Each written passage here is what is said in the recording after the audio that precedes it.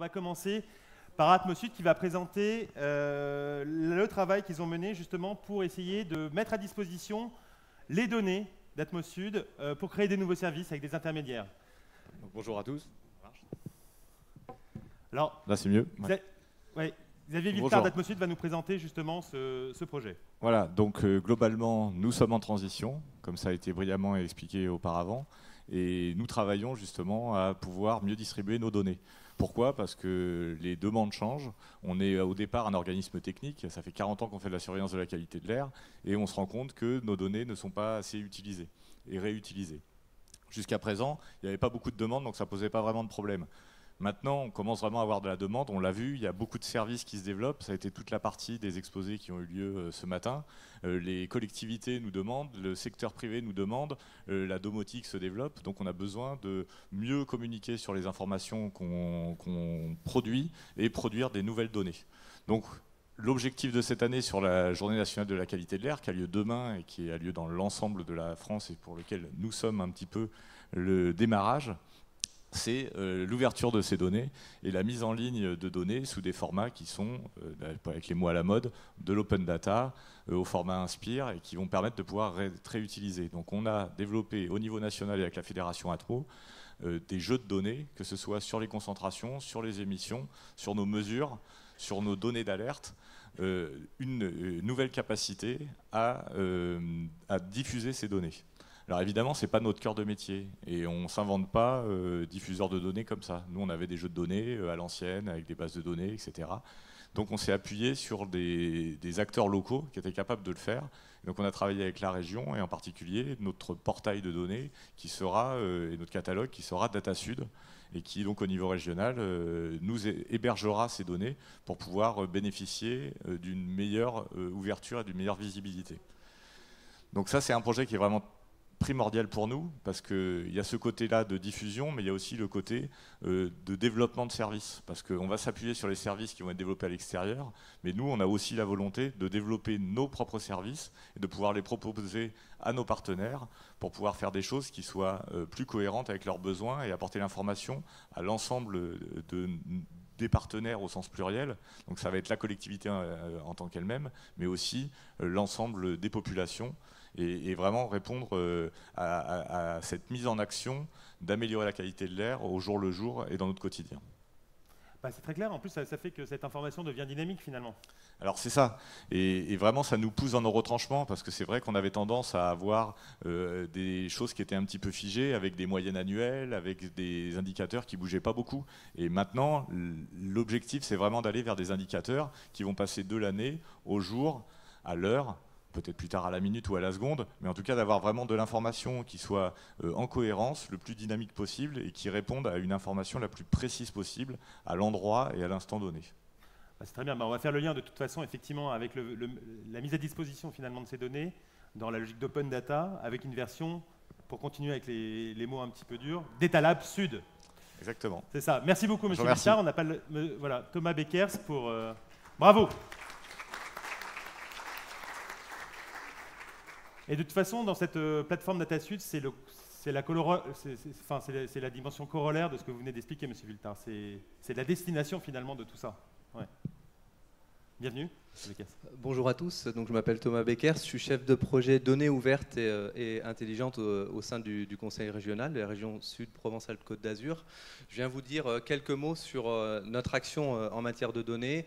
La région anime depuis 2012 un programme partenarial qui vise à massifier et rendre les données disponibles à l'échelle régionale pour le plus grand nombre. On anime ce programme avec une quarantaine d'acteurs partenaires, publics comme privés, dont Atmosud, qui exploitent nos outils et puis qui participent à nos temps de formation, à nos temps d'innovation autour de la réutilisation des données publiques. Alors c'est un contexte un peu technique qui s'inscrit dans un texte de loi plus récent qui vous parle peut-être un petit peu, qui s'appelle la loi République numérique, où là l'ambition de l'État et des territoires a été réaffirmée en termes de mise à disposition des données publiques. Au sein de la région, on anime donc ce programme avec cette particularité d'être dans une démarche partenariale, donc avec cette quarantaine de partenaires. Dans ce contexte-là, on a un certain nombre d'actions comme des appels à projets qui permettent de financer des actions concrètes en termes de réutilisation de données publiques, de formation des acteurs, d'animation de hackathons, de challenge autour de soit la massification des données rendues disponibles, soit la réutilisation de ces données.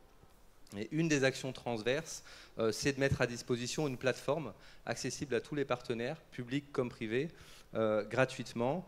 Et donc cette plateforme nouvelle génération est copilotée avec le CRIGE, le Centre régional d'information géographique. Elle a pour ambition d'être le point d'entrée, le catalogue régional sur un ensemble de données dites ouvertes, géographiques et intelligentes. Les trois termes ont leur importance parce qu'en fait l'objectif de nos décideurs à la région, c'est bien de sortir du giron stricto sensus de l'open data. Notre objectif, c'est de massifier les données disponibles, pas spécifiquement dans le champ des données ouvertes. Donc sur DataSud, vous allez aussi trouver de très nombreuses données géographiques qui sont le fruit de notre rapprochement avec le Centre régional d'information géographique, et puis des données dites intelligentes, c'est-à-dire tout ce qu'on ne savait pas faire avant, c'est qu'une grande partie de ces données, elles sont rendues disponibles à travers des API et des web services.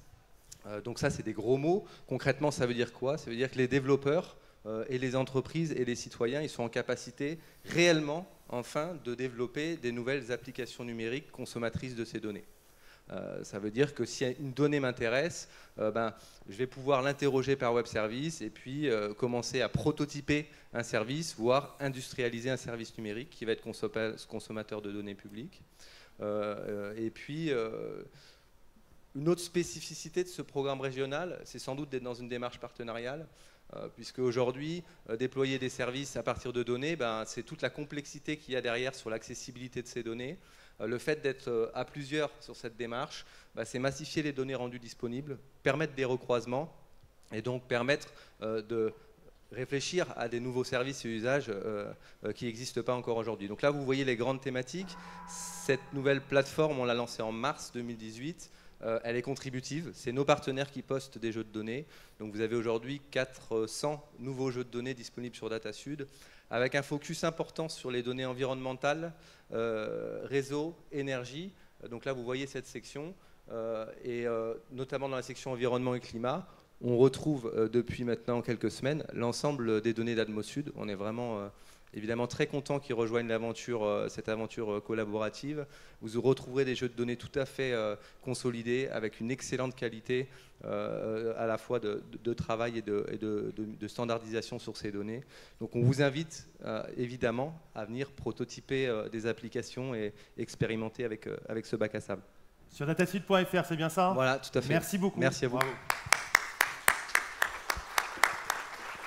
Alors nous allons passer maintenant au cofondateur des Grid Labs Consulting avec Patrice Bersani, et notamment ce projet de baladine dont on a parlé un petit peu plus tôt. Ok.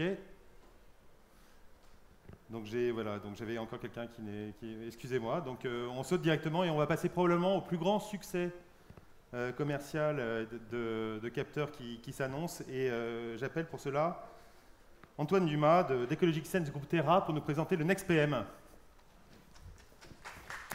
Bonjour à tous. Donc, je suis Antoine Dumas, je suis le directeur technique d'Ecologic Sense, donc une PME française créée en 2010 afin de répondre aux besoins de mesures en continu et en temps réel de la qualité de l'air. Nos premiers clients étaient des industriels soigneux de protéger leurs process, leurs employés, et tout en faisant des économies d'énergie. Pour répondre à ces attentes, nous avons développé pendant 3 ans une gamme de stations de mesure intégrant des capteurs low cost du marché que nous avons optimisés dans nos laboratoires pour atteindre des performances qui permettent de satisfaire nos clients. La gamme AccuFil est ainsi née pour apporter des solutions clés en main au marché de la surveillance de la qualité de l'air des sites industriels. L'étape suivante, the next step, consistait à apporter une information pertinente sur la qualité de l'air au plus grand nombre. Pour cela, il fallait développer de nouveaux capteurs, pouvant être intégrés dans des produits grand public par les industriels du secteur. Seuls, nous n'avions aucune chance de relever ce gigantesque défi. Mais grâce à une étude de marché lancée sur un de nos projets de recherche, nous sommes entrés en contact avec un grand industriel français, dynamique sur la question de la qualité de l'air et qui partageait aussi notre but. Après plusieurs rencontres, nous avons décidé d'allier nos forces pour développer un capteur de particules, le NextPM. D'un côté, Ecologic Sense a porté son expertise scientifique dans le domaine du développement de capteurs et de sa caractérisation, et plus particulièrement dans le domaine de la mesure des particules. De l'autre côté, notre partenaire a apporté son expertise dans le domaine de la propriété industrielle, de la mise au point de dossiers de fabrication optimisés et de l'industrialisation de produits de masse. Sans ce partenariat, nous n'aurions jamais pu relever les challenges complexes imposés par le marché mondial dans ce domaine, à savoir créer un capteur performant dans toutes les conditions, même les plus extrêmes en termes de chaleur et de vibration. Atteindre une durée de vie de 10 ans sans maintenance. Rivaliser avec les entreprises chinoises sur l'aspect du coût. Ce travail a abouti à des avancées technologiques brevetées, comme le design mécanique ou la cellule de mesure optique du système. Le système étant le capteur NextPM, qui est aujourd'hui produit en France en masse et intégré dans le monde entier dans des produits comme des stations de surveillance de la qualité de l'air, des capteurs citoyens, des purificateurs d'air, des centrales de gestion d'air dans les bâtiments, dans l'industrie. Et si vous voulez en savoir plus, je vous propose de venir en discuter avec moi sur notre stand. Bien timé. Et je vous remercie pour votre attention. Bravo. Alors évidemment, tout le monde se demande qui est le grand industriel. On peut, d'accord. On sera peut-être sous le sceau de la confidence au cocktail, c'est ça? Bon. Alors voilà, les premiers lots de conférences et de pitch sont pour ce matin finis. Je voulais juste vous rappeler 2-3 choses très pratiques. Par là-bas, vous avez donc la baladine et derrière toutes les installations qui sont liées aux abeilles. De ce côté-là, vous allez découvrir la tente connectée, ce dont vous parlait tout à l'heure Anne Berlancourt de Lab Indière. Et comme prévu, autour de l'olivier, les différents espaces avec ici le showroom des solutions digitales, avec toutes les entreprises qui vont présenter leurs solutions. Et là, vous allez avoir les 2 espaces qui sont ici, qui vont être du Fab Lab, de l'innovation, des casquettes numériques, etc. Donc baladez-vous, on se donne rendez-vous. Pardon, monsieur. Ouais. Monsieur Baladine qui arrive en retard. Ah, bah oui. Non mais, je croyais avoir fait une heure, mais vous étiez bien prévu. Non, je suis pas fou. Ah bah dans ce cas-là, juste avant la pause, dans ce cas-là, on entend Baladine. Bienvenue, monsieur. Bonjour, donc déjà je m'excuse là du petit retard. Donc vous présentez très rapidement le projet Baladine qu'on a mené avec Airpaca, maintenant Atmosud, et avec nos partenaires Terra sur la partie capteur, que vous pourrez découvrir là-bas. Donc ce projet a été mis en place à la demande du Grand Avignon. Alors on va passer, peut-être c'est comme ça. Voilà. Donc le principe, c'est des capteurs embarqués dans les baladines qui en temps réel remontent les données sur un serveur. Et en même temps, sur l'écran de droite, vous avez un écran qui fonctionne en haute luminosité et que les gens découvrent qui sont derrière les baladines, sur le trottoir ou dans leur voiture. Donc à la fois, vous découvrirez tout à l'heure, on a des messages en temps réel, mais plutôt que de donner des données de qualité de l'air qui sont incompréhensibles pour le commun des mortels, on a fait un travail donc de traitement de ces données pour les afficher sous quelque chose qui est ludique, qu'on peut comprendre très rapidement, même si on reste quelques secondes derrière la baladine. Donc en fait, c'est un bar graphe avec un curseur qui se déplace et qui vous donne l'information et qui donne aussi des messages qui peuvent paraître anxiogènes. Parce que par exemple, quand on a inauguré les baladines en plein festival d'Avignon, avec le président de l'agglomération, l'écran disait « air très médiocre ».